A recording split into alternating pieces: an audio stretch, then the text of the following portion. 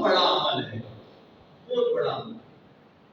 اس کے اوپر جتنی بھی چیزیں آپ بیان کر سکیں، آپ سوچیں، وہ ساری کم ہیں۔ حضرت مولانا محمد علی خان اور بہت بڑے بزرگ گزرے ہیں۔ میں اصل میں احادیث تو بے شمار ہیں، قرآن کے دلائل بھی میں نے دے دیے، کچھ احادیث بھی بیان کر دی۔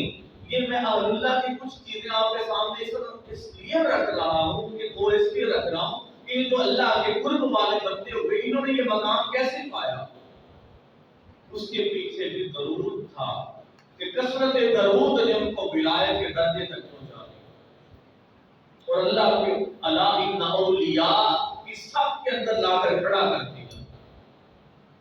تو وہ ورد وظیفہ کیا ہے؟ وہ اللہ کے سجدے کے بعد درود ہے۔ میں نے بات بیان کی ہے، نماز کے اندر آپ پڑھتے ہیں، نماز سجدہ کرنے کے بعد آپ نماز کے اندر تحیات کے اندر بیٹھتے ہیں، نماز مکمل نہیں ہوتی جب تک ذات مصطفیٰ پر درود نہ پڑا جائے۔ تو عبادت سجدہ کمال عبادت ہے، اعلیٰ ترین عبادت، تو سب سے بڑی عبادت۔ اس کے بعد متصل اللہ پاک نے ساتھ ہی جوڑ دیا اسی نماز کے اندر، تاکہ کوئی رولا باقی نہ رہے، کوئی شور شرابہ باقی نہ رہے، کوئی بحث مباحثہ باقی نہ رہے، کوئی دلیلیں باقی نہ رہیں کہ نماز ہے جی۔ اب نماز تو فقط نماز کیا ہے؟ اللہ کی عبادت ہے۔ تو مصطفیٰ کی ذات پر درود پڑھنا بھی اللہ پاک نے اس کی عبادت کے اندر شامل کر دیا۔ بزرگ گزرے ہیں بہت مشہور، حضرت مولانا محمد علی خان، وہ کہتے ہیں کہ بندے کی اب نسبت ہے نا، اور تاجدار کائنات کے ساتھ محبت ہے، برابری ہے، اخلاص ہے۔ وہ کہتے ہیں کہ بیان کرتے ہیں کہ اگر کوئی اخلاص کے ساتھ، صدق کے دل کے ساتھ، اب توجہ طرف دیکھیں کہ یہ صوفیان اہل اللہ نے جو یہاں کی زندگیوں کا نچوڑ ہمارے سامنے رکھا ہے، ایسی چھوٹی موٹی باتیں نہیں کرتی۔ انہوں نے جو مقام پایا، وہ جس درجے پر پہنچے ولایت کے، انہوں نے اس کا نچوڑ ہمارے سامنے رکھا۔ وہ کہتے ہیں کہ بندہ ایک مرتبہ صدق کے دل کے ساتھ، اخلاص کے ساتھ ایک مرتبہ درود پڑھتا ہے تو فرمایا اللہ پاک اس کے نامہ اعمال کے اندر 1,00,000 مرتبہ نیکیاں لکھ دے۔ سبحان اللہ۔ یہ مولانا محمد علی خان پوری، اور وہ لکھتے ہیں کہ 1,00,000 نیکیاں بھی لکھ دی جاتی ہیں، اور فرمایا وہ 1,00,000 نیکیوں والا جو اعمال نامہ ہوگا وہ قیامت کے دن اس بندے کے دائیں ہاتھ کے اندر دیا جائے گا، یہ درود کی برکت سے۔ اور فرمایا ایک مرتبہ درود پڑھنے سے، اب جو میں نے آپ کے سامنے جو بات کی نا کہ اولیاء کے حوالے سے یہ رکھ رہا ہوں کہ جنہوں نے یہ زندگی کے اندر پریکٹیکل کیے، یہ سارے معاملات کیے، اور کس طرح خدا اور خدا کے رستے کو پا لیا اور خدا کا قرب پا لیا، مصطفیٰ کے قرب کے اندر چلے گئے، اور آنکھ بند کرتے اور بچارے کے مصطفیٰ نصیب ہو جاتے۔ اگر وہ آرام بھی کرتے، بستر پر جاتے، تب بھی تاجدار کائنات کی زیارت سے مشرف یاب ہو جاتے۔ یہ بزرگ کہتے ہیں، حضرت مولانا محمد علی خان کہتے ہیں کہ ایک مرتبہ درود پڑھا، 1,00,000 نیکیاں لکھ دی گئی، نامہ اعمال اس کے دائیں ہاتھ کے اندر دے دیا گیا، اور ایک مرتبہ درود پڑھنے سے اللہ پاک نے اس بندے کو زندہ اولیاء کی صف کے اندر شامل کر دیا۔ انہوں نے اپنی زندگی کا نچوڑ بتایا، اور ساتھ انہوں نے کہا کہ اس کے لیے شرط یہ ہے کہ اخلاص ہونا چاہیے۔ ہم درود پڑھ رہے ہوتے ہیں تو ہماری توجہ نہیں ہوتی اتنی، اور توجہ جب نہ ہو تو پھر اخلاص پیدا نہیں ہوتا۔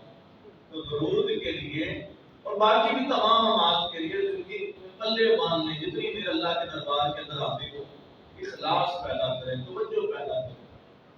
آج ہم اگر جمعہ کے اجتماع کے اندر بھی حاضر ہو رہے ہیں تب بھی جلدی ہے، وقت کا انتظار کرتے ہیں کہ جب تھوڑا وقت رہ جائے تب جائیں، جیسے سلام پھرے فوراً سبے توڑے بھاگے پائے۔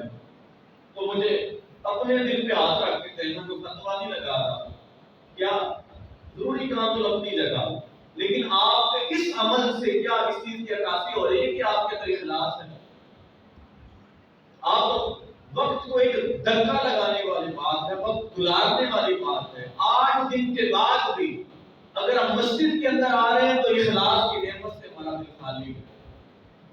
تو اندازہ کریں اگر اخلاص نہیں ہوگا تو اس دل کو اللہ کا نور کیسے نصیب ہو سکتا ہے.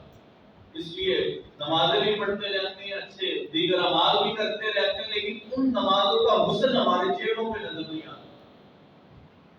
ان روزوں کا، ان سفروں کا، عمروں کا، زیارات کا جو حسن ہے وہ ہمارے چہرے پہ نظر نہیں آتا.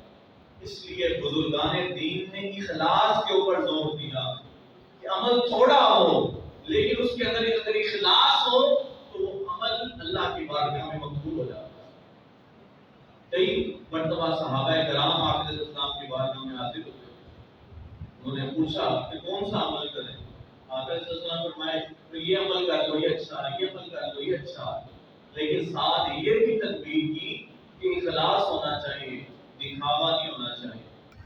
آپ اکیلے بیٹھ جائیں، تھوڑا درود پڑھ لیں، تھوڑا ذکر اذکار کر لیں، لیکن اگر اس کے اندر اخلاص ہے تو آپ اپنی پرواز کو دیکھیں گے، آپ کو خود محسوس ہوگا کہ کتنا کرم اور فضل ہے.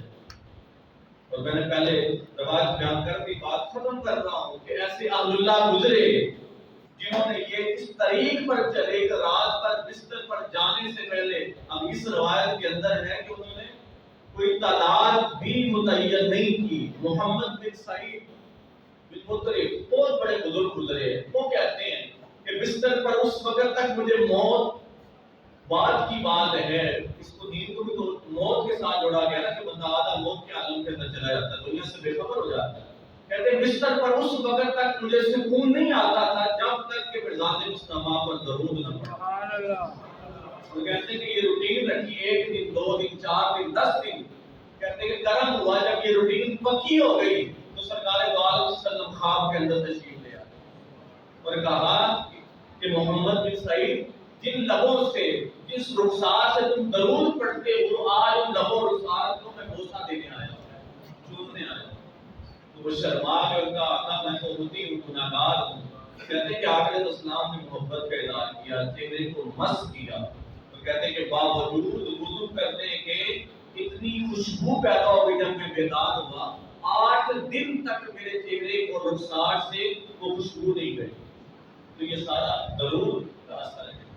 تو محبت مصطفیٰ کے لیے اور دین مصطفیٰ پر استقامت کے لیے بہترین وظیفہ درود پاک ہے.